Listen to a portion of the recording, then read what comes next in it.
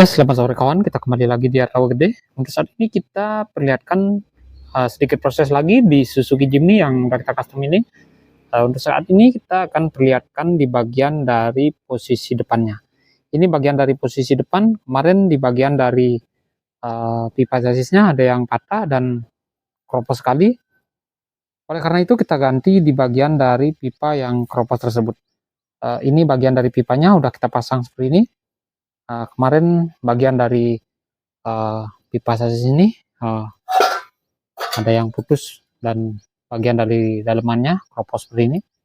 Ini bagian bekasnya udah kita ganti full dari sisi kiri ke sisi kanan. Ini udah full diganti. Ini pipanya kita menggunakan pipa yang bekas tapi ketebalannya kira-kira 3 milian lebih lah. Ini pipanya masih kuat sekali. Dan ini bagian dari bracket-bracket yang kita lepas kemarin dan udah terpasang kembali. Jadi bagian dari posisi bracket pengaman radiatornya udah kita pasang juga.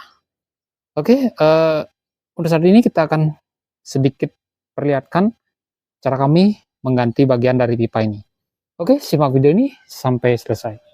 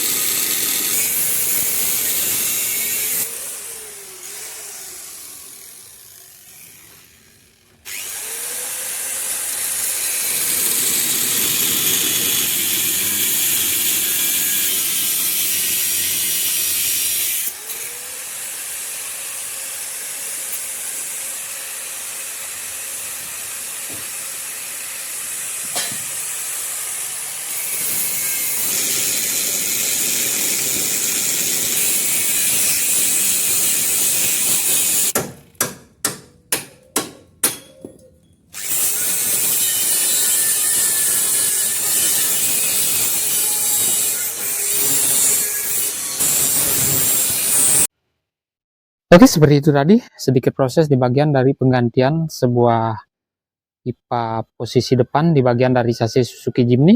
Ini bagian dari pipanya tadi udah sempat kita perlihatkan dari tahap awal, tahap pemotongan bagian dari pipa yang kropos dan sampai udah jadi bagus seperti ini.